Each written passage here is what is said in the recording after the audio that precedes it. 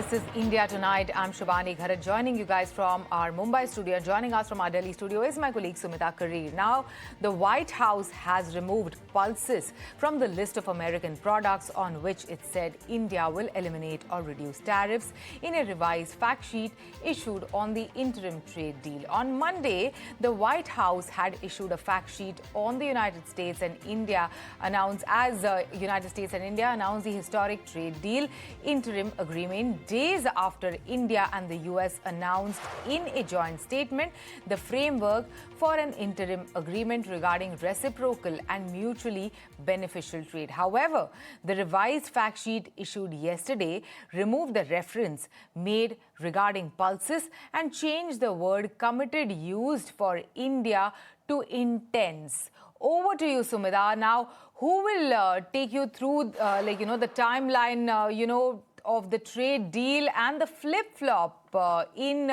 question? Sumita, over to you. Why is this sudden change of wording, according to your sources? And I'm sure you must have spoken to quite a few people on this fact sheet. Well, Shibani, the main point is the fact that we should not be surprised that it's happening in the Trump administration when some flip-flops are happening still. In fact, we've seen ever since the Donald Trump administration take office, we have seen several flip-flops, whether it's related to his trade policy, whether it's related to what's going to happen as far as the Russia-Ukraine war is concerned. And of course, we did see that event or that incident of Zelensky being berated in his office, and then he changed that stance. So we should not really be surprised as to why this is happening. And of course, we'll have a panel of guests join us to decode this move by the United States. But ladies and gentlemen, let me take you through the key story. So what really is the key story here? The key story here is the fact that some of the aspects with respect to what the United States and India agreed on were mentioned in the joint statement. And some of those aspects, some of the pointers, very, very crucial pointers, they were changed. And the changed version of those pointers, that was put in the White House fact sheet, which was shared yesterday. In fact, the fact sheet mentioned that certain pulses also have been agreed by India as far as its market access to United States products is concerned. It also had industrial products and other products, but it mentioned pulses. It's important to note that the joint statement that both the sides issued, it did not have the mention of pulses. So that is point number one. Point number two is the fact that agriculture, particularly with respect to the $500 billion worth of purchases that's going to happen between India and the United States, and which India is going to incur, it did not mention agriculture. It mentioned ICT products. It mentioned aircraft. It mentioned chips, for instance. It mentioned all of these aspects. It mentioned all of these products, but not agriculture. So this is also something that was mentioned yesterday, but the White House then erased that. It did remove that this morning when we saw the updated version. The other important fact with respect to this $500 billion worth of purchase of American goods is the fact that the wording of India intended to buy the quantum of these $500 billion worth of purchase of American goods, the word that was present in the joint statement was intends. It does not translate to commitment. However, the White House did mention the word commitment yesterday, but that was also thankfully ejected, and it was, of course, removed from the joint statement today when we checked. So, of course, was this a case of nitty-gritties being overlooked by the administration, or was it once again an underhanded attempt by Donald Trump administration to coerce its way through what it wants India to do, what it wants its trading partner to do? That, ladies and gentlemen, is the big question. And of course, to decode that, we're now joined in by a stellar panel of experts. We're now joined by Deepak Parikh. He's the agri-economist, and Jain Dasgupta. He's the former ambassador and representative of India at the WTO. Thank you very much, gentlemen, for taking the time out. Let me come to you first, Mr. Dasgupta. Let's address what's happened today as far as this fact sheet is concerned. Is this actually a case of, some of these pointers being overlooked by the administration, by somebody in the administration, or once again, is it an underhanded attempt by Donald Trump administration to coerce its trading partner to accept its terms? I think that the Trump administration is trying to gain an advantage by claiming certain things which were not agreed upon. whether it is, I think, digital services tax or pulses, as you mentioned, or $500 billion, which was committed or intended, or Russian oil. So all these things, I think, are in the gray area. And the Trump administration is trying to plant a stake and to then claim that territory. That is what I feel is happening. Absolutely, Mr. Das Gupta. If this continues to happen just a couple of days, after the interim trade deal, was announced in a big way, and also our nation took it in a positive way, the markets took it in a positive way, Mr. Das Gupta. But, just a few days after, some of the details were announced by the Commerce Minister, this change of wording has happened. What does it state about, the fluidity of this entire deal that we have with US, and how much shape shifting can happen going forward, according to you, in your experience with such trade deals? It is not a conventional trade deal or an FTA negotiation. It is, whatever the Americans can take, they would like to take. And they are pushing the frontiers, the boundaries, and trying to find out just how much India can accept or will yield to. So we'll have to be, I think the Indian negotiators will have to be very careful and very guarded, and we'll have to read the small print all the time so that nothing is slipped across without, being detected.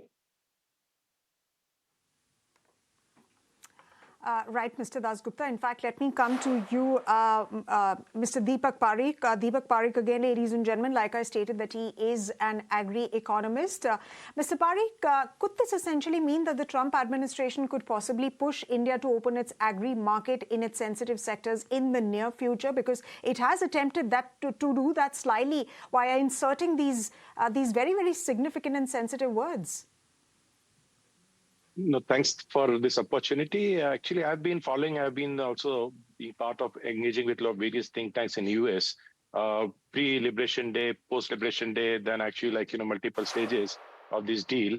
US negotiators, directly, indirectly, overtly, covertly, they always try to push a little further. And what we have seen last 2 days is one more step. So they wanted, let us test the waters. If it goes through, then it becomes a document which says that actually, India will give tariff rebates on pulses as well. Fortunately, our negotiators, our ministries were very observant about it. They saw to it, and then they push it back. And then we saw that the changes did happen. So I would say that till we have the final blueprint, first of all, in March, of all the TRQs, the tariffs, the details out for the framework, right, which is basically the first step, which is said by the Commerce Minister, and eventually the BTA also. It's not just as Ambassador rightly said, it's we have to read all the small print, but I would say not just the small print, we'll also have to read between the lines, and US will keep on pushing, and that has become, in fact, I'm in Europe currently, they are doing it not just with us, they are doing with every trade partners, every negotiation they are doing that. So we have to live with it, and we have to see to it in Trump administration that we have to be very careful and observant. We have to be very careful and observant. Given your role at Global Grains and Pulses Council, Mr. Parikh, how does this particular removal of pulse tariff cuts from the US fact sheet affect, the Indian farmers, if you can help us understand that? So if you ask me frankly, even if we would have added pulses, it would not have changed much because US produces lentils. We already have just 10% duty of that. Even if we would have given some preferential treatment of reducing it to 5% or even 0%, it would not have too much of impact because we have been a regular importer of lentils. The second commodity which US substantially grow or can export to India when it comes to pulses is yellow peas. Again, in yellow peas, we are importing from Russia, we are importing from Canada. Yes, in fact, we have imported at zero duty for a substantially long time. And eventually, we have put a duty of 30%. So if you ask me, I don't see that it would have changed too much of, I would say, dynamics when it comes to pulses. India imports between 4.5 to 6 million metric tons of pulses as such. But yes, when we see the optics, it could have given a very negative optics to the farmer, because on one side, the government of India is talking about making India pulse sufficient, Atmanirbhar Bharat in pulses.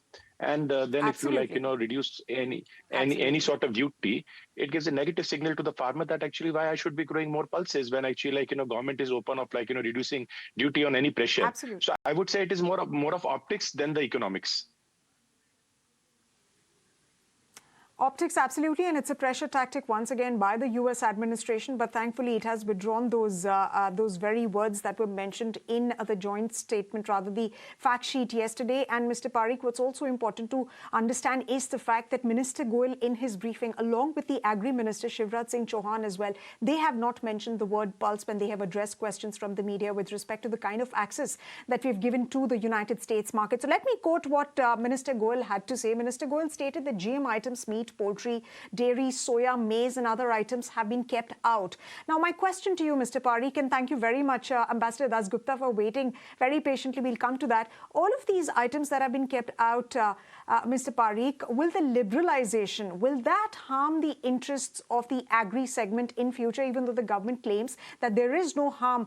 The interests of farmers have not really been harmed and sensitive items have been kept out. But whatever it is that we've agreed to, what kind of a risk does it present to the agri segment, or does it at all? No, frankly, I would say that again, politically, to be on the right side, the government is trying to have as much agriculture commodities being out of the I would say this bilateral treaty. But eventually, our productivity when we talk about our soybean, our maize has been pretty low. And GM, the whole world is actually adopting GM. So the $1 million question comes is that by restricting GM, are we really helping our farmers? Yes, importing is not an option, but I believe the government going forward, they will have to allow the partial removal of GMO restriction in India. Let our farmers start growing it. Next 3 to 4 years, once our farmers are also having that yield at level of US, then you can open the market. Now, opening this market just like our farmers not growing GMO is not going to be helpful to the farmers. We have to be also very careful about, in fact, one commodity which is DDGS. We have agreed to open it up, right? We are saying that actually we will allow US DDGs to come to India. US, most of it, 98% of DDGs produced in US is GMO DDGs. So I would say that if that DDGs is coming to India, in a way we have already given a signal that in future we would go the GMO way. Only thing is that we have to structurally plan it well. On other commodities, I would say dairy is, in fact, irrespective of whatever happens, we cannot open our dairy. It is very, Absolutely. very detrimental to our farmers. We cannot touch dairy at all, irrespective of whatever pressure it is. And as far as other commodities, I would say that anywhere we are already importing, we can always give little bit preference to US so that actually we can gain other way, because the government has to act with a balance. We have to see the digital trade, we have to see the chips, GPUs, technology, military equipments, and then we have to balance with agriculture, because agriculture is just one part of the whole puzzle. The puzzle is pretty long and big. So I think government has done pretty decent job so far. Absolutely. But again, I would say that it's still another 6-8 months. It would be tough task for. Go on to Ambassador Das Gupta. Just yesterday, we were discussing how, the Bangladeshi textiles got a zero tariff. Just last week, we were celebrating, the reduction of, the reciprocal tariff to 18%. And now India is trading away, strategic autonomy over Russian oil for a so-called win-win deal with the US, now which they can edit at their will. So how does this whole, situation look like from a diplomatic standpoint? I think the whole deal is quite, tilted in favor of the US, because the US has not, if it is just a plain and simple, plain vanilla trade agreement with reciprocal tariffs or, exchange of tariff concessions, then there should not be other issues which should come into the text. So buying Russian oil, for instance, is a geopolitical issue. It is not a trade issue, because the US is not offering any concessions on the supply of oil. It is not saying that we'll supply you oil with a 10% discount. So that is one thing, that is an aberration. The second aspect is that in digital services, for instance, it has already tried to take the high ground by saying that digital services, there would be, no imposition of taxes, and there would be negotiations for a rigid or a robust digital services trade. No, so there are various levers which the US is trying to put in, which it can twist and to its advantage at a later stage.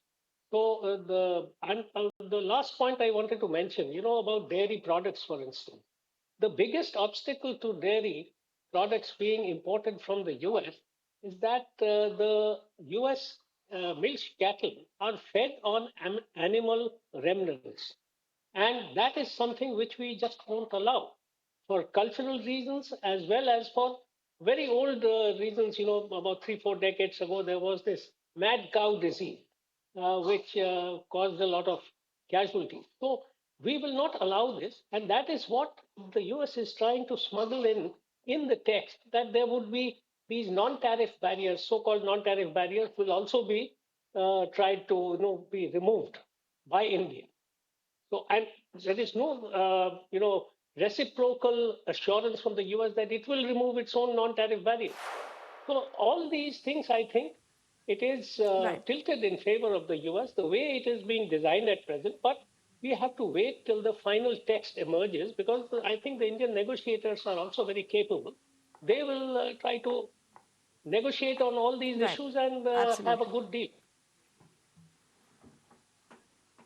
Absolutely, Ambassador Dasgupta, and this is something that we have to give credit to Indian negotiators, given the fact that the White House fact sheet mentioned something else yesterday, and today there are changes that can be seen by everybody.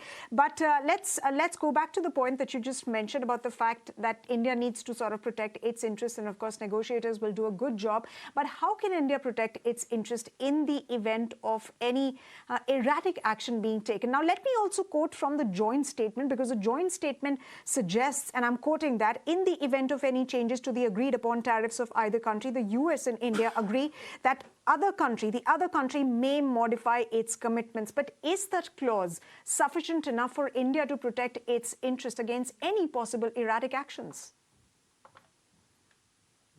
Well, I think that is something which the US is putting in order to add extra pressure on India so that it doesn't go back on its commitments. But the issue is that with the asymmetry of power, and because there is this large trade deficit in favor of India, uh, the US is, trying to gain as much advantage from this deal as possible by trying to secure in the future, for instance, its oil and gas exports, aircraft, high technology items, etc., etc. And wherever it can, the opening sentence of the interim agreement says that there would be elimination or reduction of tariffs for all industrial products and certain agricultural products, or something to that effect. So agriculture is not something which they are going to ignore. They would try to have as much market access in the areas where they are competitive. And of course, India, I think, has excluded On that note, and when certain it comes agricultural to, products. agriculture concessions, let me just get on to Mr. Parekh over here, because Ambassador mentioned how India offers near zero tariffs on industrial goods. Have we lost that bargaining chip now when it comes to, like negotiations, especially at a time when US has pulled back on some of the agricultural concessions, Mr. Parekh? No, as Ambassador rightly said, we are already starting from a position of disadvantage because of the size of the economy. That's one. And as he rightly mentioned, that actually the trade was surplus in India's favor substantially. So on these 2 points, I think definitely US is having a leverage, and they are starting from there. Now, how much of that will spill over to agriculture? That will also depend on actually how Indian agriculture play out in next 3 to 4 years. Are we able to increase our yields? Are we able to produce sufficient? Are we able to ensure that our farmer, for example, they moved from soybean to maize this year in large numbers? Now, if our own production of soybean is going to decrease, what option do you have for feed industry? You'll have to import. So I would say there are multiple dynamics to it. And I think, as you rightly mentioned, our team is excellent. Mr. Agrawal has done terrific job. He has been slogging for nearly a year now, and it has worked pretty well so far. And I'm very hopeful this team will Absolutely. still get things delivered to us. And Ambassador Parikh, we were all heaving a sigh of relief that finally, after so many rounds of negotiations, this deal is through. And of course, there will be some stability. But with the Trump administration, stability is perhaps a myth that we all need to sort of accept that. But let me ask you and your point of view on this, on how India can protect its interests and what are the options that are available to India. Why I ask you is because of the fact that you may have, of course, seen many of such deals happen in the past, and of course, some deals that have gone sour, some deals that have not gone right. So what can India do now from here on to make sure that its interests, whether now or in future, are protected, and we're against any sort of coercion that might come in the future? If take the track record of President Trump and his administration, that would be there for the next 3 years. And the other side, if there is an asymmetry of power, will always try to use that to its advantage. But if you just take a look back at history, when President George Bush Jr., another Republican, was in the chair, he also asked for certain things. For instance, the tree nuts issue. And Harley Davidson, he himself was a motorcycle enthusiast. So we reduced the tariffs on the high volume, engine motorcycles, which benefited Harley Davidson and others. So it was not across the board like the thing which President Trump's administration is trying to secure for almost next to nothing. The point is that we are in a weak position because 55% of our exports have been affected, which include the labor intensive sectors like textiles and clothing, leather, gems and jewelry, marine products, etc., where we have already lost a lot of jobs. That is the weak point on which the US is constantly pressing. Because on mobile phones, for instance, the duty is still zero. We are the second largest producers in the world. So they are trying to secure their own domestic constituency, but trying to press us where it hurts. So that is the weak point. So we will have to ensure that we don't give away things in a disproportionate manner. If we are going to, try to secure our labor-intensive industries' interest in exporting to the US, they are trying to secure their interest, and we have to ensure that we don't give away things in a disproportionate way. On that note, let me also go across to Mr. Parikh, who can help us understand what should India insist on in the final text to safeguard India's interest, specifically of the farmers, and what are some of the learnings that you've observed from the smaller economies around us that US has stuck, some of these trade deals with?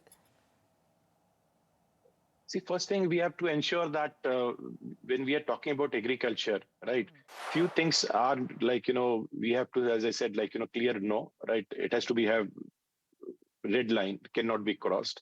That is for sure poultry, that is for sure dairy. We have to give a little bit of concession if required when we talk about animal feed, whether it is even eventually soya feed also in future or DDGS. We have given some relaxation, and I think a little bit more relaxation is not going to hurt. We have to also identify that actually when we have given them concessions on tree nuts, we have not leveraged that well in asking for concession from there, whether we are talking about whey protein, whether we are talking about our aqua industry. And there also, we have to push our export, which we can do in India for agriculture. So I think we are talking too much of imports. It's time that India start talking of Indian export also and concession from US. Currently, it is just even if you see all the press conferences and the statement by our honorable minister, we are always pushing on the imports in agriculture. We are not talking about what level of exports are possible. So I think that narrative also need to change a little bit, where we start asking or talking about what US is giving to us. And this will, I think, also put pressure on US. And that is what you see, that a smaller economy, whether it's Thailand, whether it is Bangladesh, they've been able to do it. They give our some right or left concessions, but they got the most important concession. Bangladesh got for textile 0%, right? And now again, we are having sleepless night. So this is where you see that Thailand and Vietnam has also done that. So we have to be careful that actually we have a very clear, well-defined that what areas we want to really target strongly and what we can give as a leverage. And again, I would also request, like, domestically, like, we all have to strengthen the government, right? The type of talks we are doing, loose talks in India, right? Every Tom, That's Dick right. and Harry comes on TV and start questioning government. I think that needs to stop. We have to stand as a country, united country, and face this problem. That's right, Mr. Parikh. But of course, it is the right of the media to ask the questions that perhaps could be raised by the public. So that perhaps by some channels is not really being done as you portray. But absolutely, we must stand with the national interest. We must stand with India's interest and try and stand up for our own interest. But let me ask you, Ambassador Das Gupta, and let's switch our focus a little bit from the agri segment to what's happening in the digital trade segment, because the joint statement also mentioned that both sides are looking at addressing burdensome practices, quote unquote, burdensome practices and other barriers to digital trade. Now, what does this essentially mean? What are these barriers and burdensome digital practices that the US and India joint statement is talking about? And would these barriers, as the statement suggests, would these affect India's laws related to data protection and digital taxes? It will definitely affect, first of all, the digital taxes arena, because there was this 2% equalization levy which we Ask had you, imposed if I may request electronic you, sir. commerce. Yeah? Right. Sir, if I may request you. Sir, if I may request you to just first explain to our viewers what are these burdensome trade practices, and then if you could talk about whether these are going to impact our data protection laws and digital taxes or not. In the terms of the burdensome provisions, I think the US has squarely in mind the equalization levy, which we had imposed 2% on e-commerce platforms and 6% on advertising revenue, which Google and all the other platforms were earning from India. And we were collecting this, but under US pressure, we withdrew the 2% levy in 2024 and the 6% on advertising in 2025, 1st of April. But we have not said that we will never impose it again. We have kept that discretion with ourselves. That is perhaps what the US wants to close forever, that the Indians will commit that they will not apply or impose such taxes. So this is something which I think we have to be careful about. As far as the data protection and the localization of data issue is concerned, I think that will require a lot more than just India-US, because China, for instance, or the European Union, they will all have to have a seat at the table before something emerges. So it will not be done on a bilateral basis. Absolutely, but how should India structure the digital trade rules to actually protect domestic data from, like being, beneficial to only these US tech investments going forward, Ambassador? That is true. I think we have to try to secure the data that is collected in India, not anonymously, but with names and other things. For instance, the consumer preference which the e-commerce platforms collect. Now, that should not get used by other countries, because as Mr. Mukesh Ambani had said, of course, 2 years ago, he said that data is the new oil. So, we have to bear that in mind, that a lot of these things will have a very large commercial value. So we have to, protect our crown jewels. We can't give it away just because the US is putting pressure on us. So localization of data, that it has to Absolutely, be Ambassador here. Das Gupta. Yeah. Right. Absolutely, Ambassador Das Gupta, localization of data that has to be here, and that is given in the DPDP Act. In fact, just today in Parliament, the IT Minister was also stating that it doesn't really compromise anything on users' data. And of course, we are very well guarding user data via the provisions that are given in the DPDP Act. But on that note, we have to wrap this discussion here. The moot point here, after having this discussion, is the fact that India also needs to have a leverage, just like China has a leverage on critical minerals households, we also need to sort of develop a leverage given the fact that trade now is being weaponized. So that perhaps is the only safety aspect that one can really rely on. Any country, any nation can rely on. On that note, thank you very much, Ambassador Das Gupta and Mr. Parikh, for joining us here on India Tonight.